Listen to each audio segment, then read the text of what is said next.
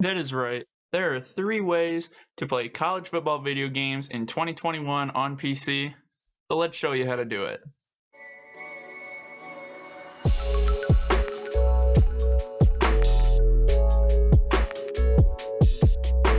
What's up guys, it's Peak Octane, and as you've probably guessed based off the title, yes, we are going over what those options are for playing a college football video game here in 2021 on a PC.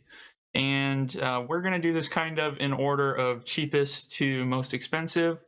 All 3 ways sadly do involve spending money unless you've already got some of the tools that allow you to do said thing to be able to play.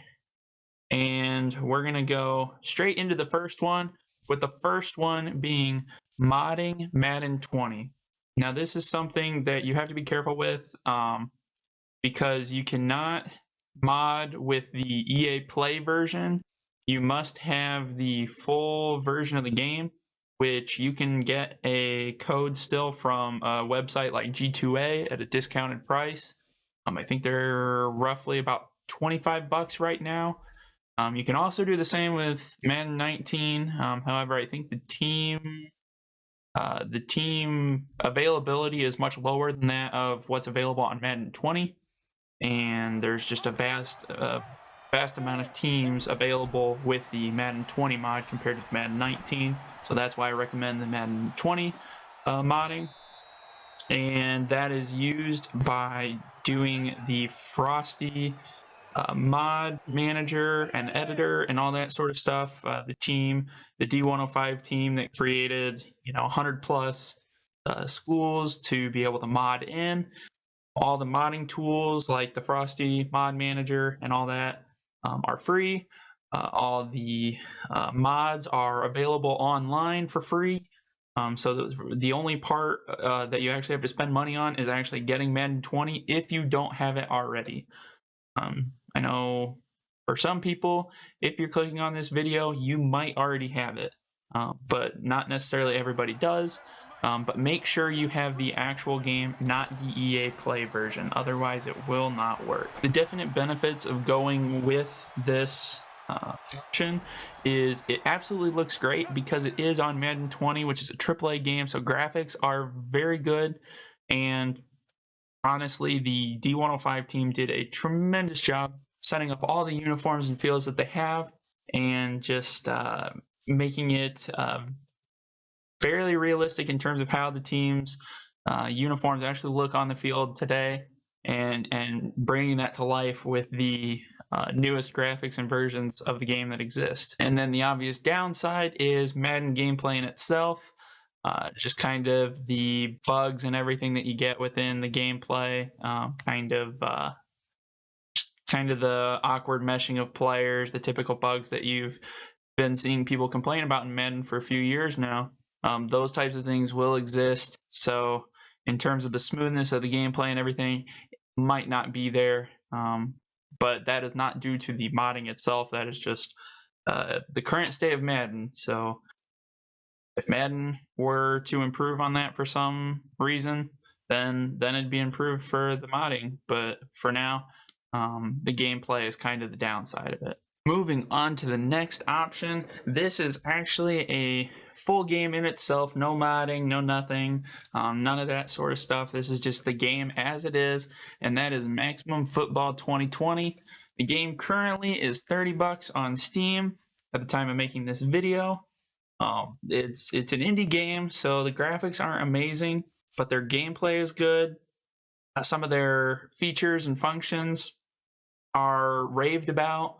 Especially their customizability is pretty vast. They have a lot of creation tools within their system to be able to let you create what you want out of it, and people have gone in and they have created real college teams. Because this game is not licensed to either the NCAA or the NFL, all those teams are kind of generic and they could be modded in. Another thing I should mention backed off of that is this is not strictly just a college game. This also has college, professional, and Canadian rules. So you can kind of play all 3 in one. But like I said, It's not a AAA title by any means. It is an indie company, but they have done a tremendous job in terms of the gameplay. So gameplay, definitely, I would have to rank pretty close. In terms of Madden, I think it's pretty smooth. From what I've seen, I do not own the game personally, but from what I've seen, it's pretty smooth. It's just the graphics are kind of subpar compared to Madden just because they do not have access to the equipment that those developers at EA have. So they lag behind there. But nonetheless, that is a game that would require the least amount of tinkering with, just because it is the game itself. You're not modding it or anything like that. That is the only one of these three options that is available right now to be able to play college football without absolutely having to go through the hoops of having a modded game. And the third and final option, and definitely the most expensive though, is NCAA Revamp. Now, this was a project that uses the PC as an emulator for PlayStation 3. I think at one point there was an Xbox 360 emulator, but I don't know if support fell through for that or not enough people did it or whatever, but I've seen that kind of drop off. But nonetheless, there is the PS3 emulator on a PC, and the downside is picking up a disc copy of NCAA 14 to get the mod onto. Getting the disc itself is going to be somewhere around 100, 125 bucks if you're lucky. Sometimes, depending on the day, it can be even more expensive than that. And also, you are going to have a Blu-ray DVD drive, and if you do not have one of those, that will also set you back $100 for a compatible Blu-ray drive. It has to be Blu-ray because that is what PlayStation uses, so that is what they use to read their game discs. So in total, you're looking at, I personally spent $250 after taxes and shipping. I think it was more like $260, but still. And the other thing is because it is an emulator, it is very, very, very intense on your PC. Like, for instance, I have a Ryzen 9 3900X with a 240 mil water-cooled AIO, and even I struggle sometimes with keeping my temperatures down, which can make it real difficult to play and record. That's usually when I run into the issues when I'm just playing.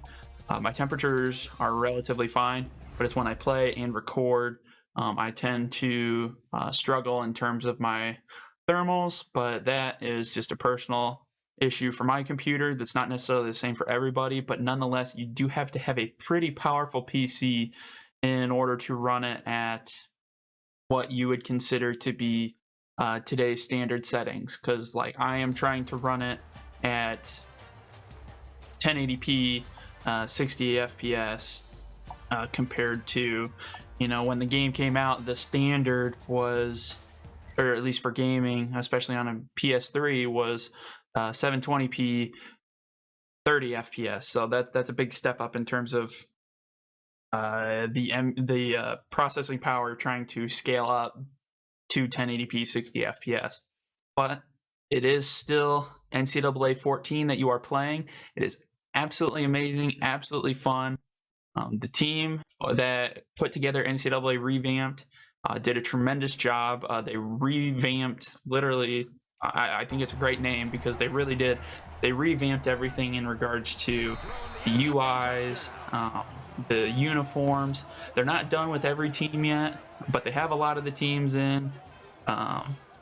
And they're still working on putting more out, so they're definitely not done with development. And they've also added in a bunch of new plays and edited the playbooks and everything. So there's some updated offensive and defensive schemes that really allow you to bring the current feel of college football back into what was NCAA 14 and is now in the current times.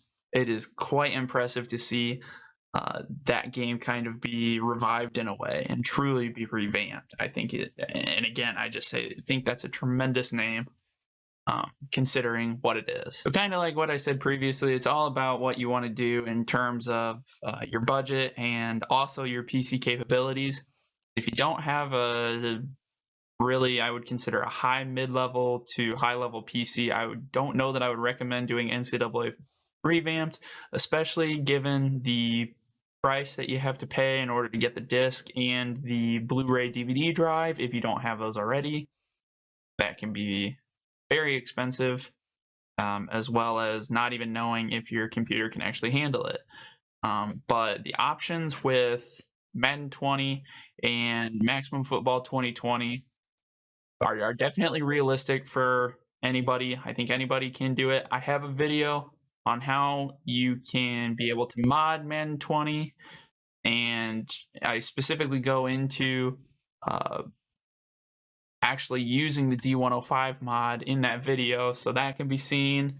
I'll put a little card in the upper right, I think, something like that. So should be somewhere up here, I think. We'll see. But anyways, let me know if you decided to go with any of these three options, or you already use one of these three options.